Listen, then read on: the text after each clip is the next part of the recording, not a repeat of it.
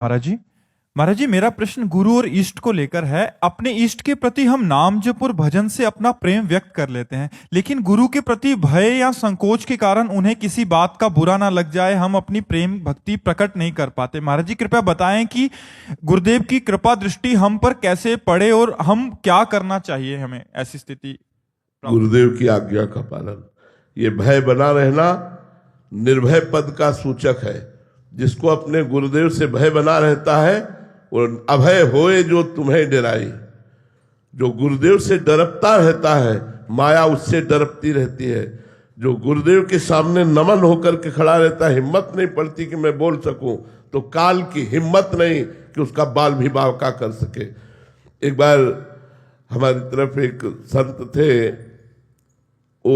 उनका बहुरंगी नाम रख दिया था गांव वाले लोगों ने, क्योंकि बहुत रंग के कपड़ों के टुकड़े जोड़कर वो पहनते थे और कबीरपंथी थे।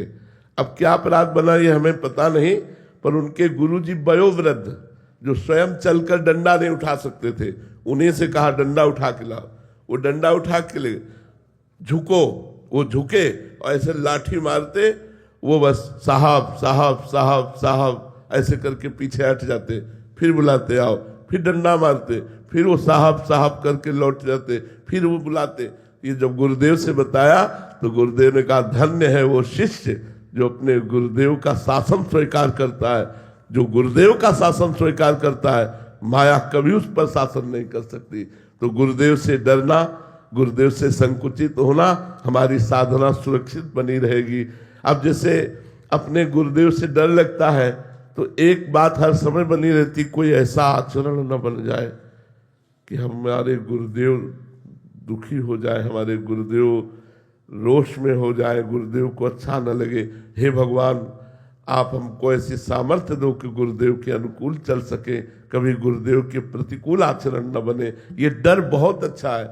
बड़े भाग्यशालियों को अपने गुरुदेव से डर लगता है कि हमारे द्वारा कहीं कोई ऐसा आचरण, कहीं कोई ऐसी बात न बन जाए कि गुरुदेव रुष्ट हो जाए, गुरुदेव की कृपा दृष्टि बदल जाए। ये तो बड़े अहोभाग्य हैं। अगर ये बना रहा तो परम पद मिल जाएगा, पक्की बात समझो, इसमें कोई संशय नहीं। जो गुरु से डर गया माया उससे डर गई। गुरु से डरता रहे कि कहीं कोई अपराध न बन जाए, कहीं कोई। और जो गुरुदेव की अवहेलना कर देते तो चाहे सर के बल खड़े होकर साधना करे, कभी भगवत साक्षात्कार नहीं हो सकता।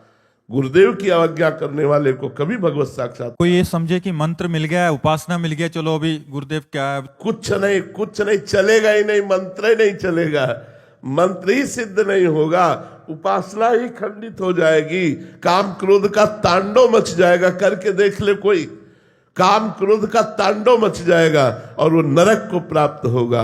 गुरुदेव की अवज्ञा, अवहेलना, अनादर करने वाला कोई भी हो। देखो कागभूषुंड जी का पावन चरित्र कागभूषुंड जी स्वयं सुना रहे हैं, रामचरितमानस में है।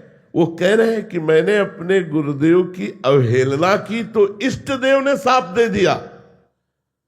इष्ट देव का मंत्र जप रहे थे भगवान शंकर का मंदिर में और गुरुदेव पधारे, खड़े नहीं हुए, गुरुदेव को प्रणाम नहीं किया, तो भगवान शंकर ने साप दे दिया। अरे ऐसे करुणा में गुरुदेव के पधारने पर तुमने उनका अनादर किया, जा पापी अजगर की तरह बैठा रहा, अजगर योनि को प्राप्त हो, 7 बार तू अजगर योनि में जन्म ले।